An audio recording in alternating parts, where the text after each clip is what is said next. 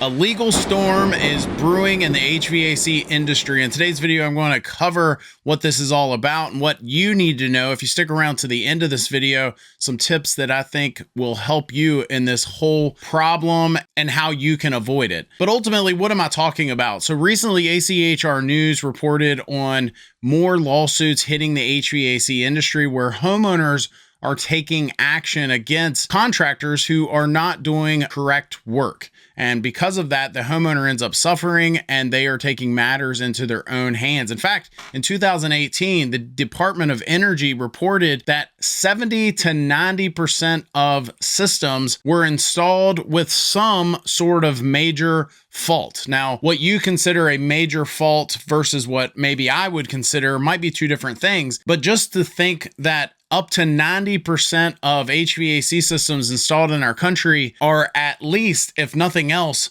not right in some way, whether it's, again, considered major in your mind or mine or not. But the fact that they pointed that out is crazy to me. And so a growing number of homeowners are now suing HVAC contractors for improper installations. And I think for the longest time in my career, I've always said that one company might be able to install a system and I can come behind them and say, I would have done this different. I may have done that better, and vice versa. They could maybe do the same thing to one of my installations, but that's not what we're talking about here. We're talking about being able to, in a court of law, show some sort of negligence, show that the contractor did something not right, improper. And these lawsuits are not isolated. They're becoming more and more common and widespread, especially in states like mine, Virginia. One Virginia attorney reported that he received 10 consultations in just one single week based on oversized heating and air systems alone. Now, I will say, I think that homeowners getting the education to know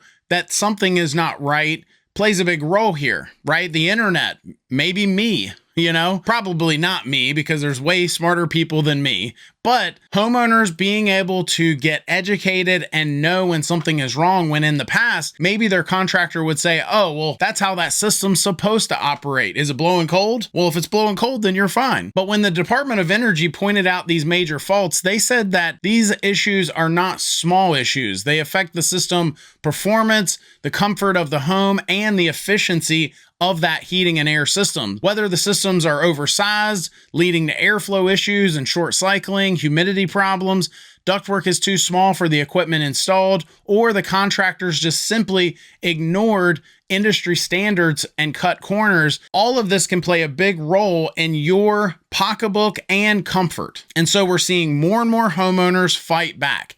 They're taking action in their own hands by going after these contractors. A lot of the homeowners are reporting that the systems break down prematurely. And when problems are pointed out, whether that problem was pointed out by a third party or the homeowner themselves, such as systems that are not sized correctly or undersized ductwork, a lot of the contractors are opting for quick fixes. In my state, there's something called the Virginia Consumer Protection Act. A lot of the attorneys are using that act to seek damages. I would recommend you in your state, if you are in a situation where you are seeking some sort of damages, to get some advice from an attorney, if not hiring one, and finding out if there are programs like the Virginia Consumer Protection Act in your state. And so this has opened a floodgate of legal action. In fact, in that ACHR News article that I'll put a link to down in the description of this video, one of the experts was quoted as saying lawsuits tend to be like a dam breaking. If one succeeds, others follow. And as we see more and more private equity backed firms get into our industry, a lot of them have deeper pockets than those mom and pop contractors that dominated the business for the longest time. That opens the door for these consumers to possibly get a big payday also. But the other thing I'll point out here is the fact that we now more than ever have actual standards. One thing I've noticed when we try to do videos here on the internet, on my other channel, HVAC Guide for Pros, and we try to help contractors do things better, and hey, here's kind of the right way to do things, we're getting comments from contractors saying, oh, that's not how I do it, or you're not doing that correctly. Whether I do or don't agree with that doesn't matter. Now our industry industry has more and more standards in place. Things such as the manuals that ACA puts out, AHRI certificates play a big role in all of this, and not following these standards are now considered no longer just bad practice. It's now becoming liability for a lot of these contractors. So I will say this, if you are a contractor in the trade and you catch this video, you might want to start doing things more correctly. You might want to figure out a way to help consumers instead of just making that quick buck. And if it means you lose a sale or a commission, at the end of the day, it might be worth it. And finally, following best practices when it comes to installing the heating and air equipment itself, such as pulling proper vacuums and purging nitrogen when brazing. I also think it's very important to have a paper trail with all of this, having a contract in place, and even having some of those suggestions that weren't followed. So even if a contractor says to the homeowner, hey, I think you should replace your ductwork with this new system, and the homeowner says, well, the last guy didn't say I needed to, and so I don't want to do that.